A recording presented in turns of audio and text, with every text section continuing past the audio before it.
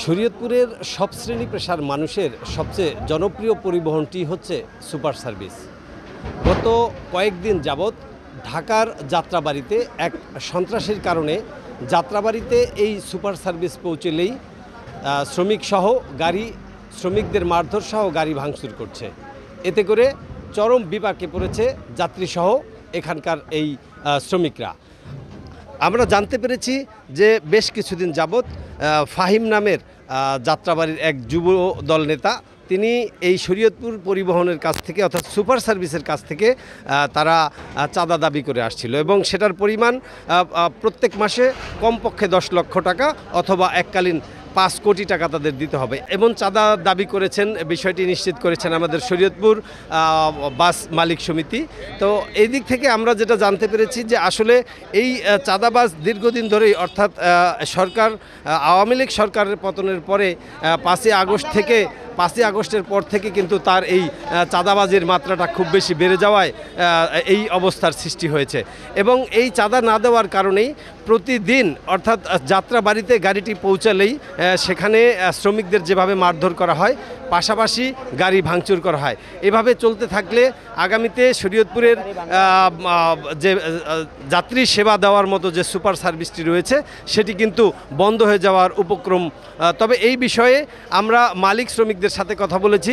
তারা যেটা জানিয়েছেন যে এই ফাহিমের তারা দৃষ্টান্তমূলক শাস্তির দাবি জানিয়েছেন।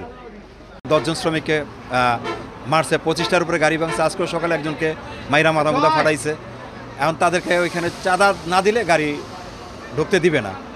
এটা হলো যাত্রাবাড়ি যুবদলের নেতা, উনি নাকি যুবদলের নেতা, ওই সাবেক সহসভাপতি ফাহিম ভাই লোকজনে আমাদের অ্যাটাক করে, আমাদের মাইরা গাড়ি ভাঙ্গা গাড়ি তারাই দেয়।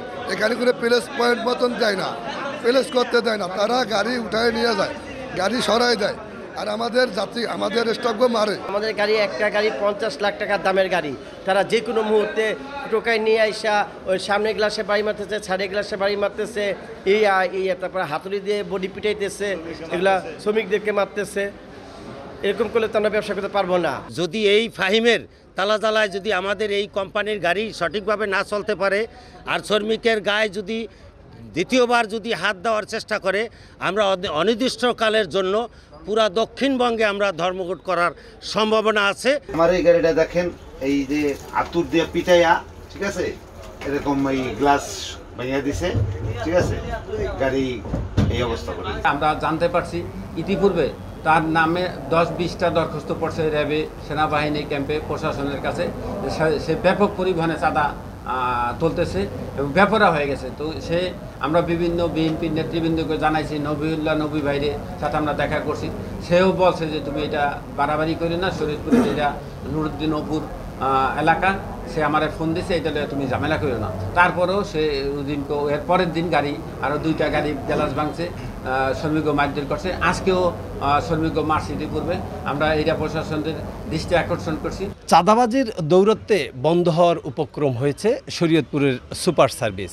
এতে করে যাত্রীসহ মালিক শ্রমিকরা পড়ছেন চরম বিপাকে। শরীয়তপুরের বাস স্ট্যান্ড থেকে বিএম ইসরাফিল, সময় সংবাদ, শরীয়তপুর।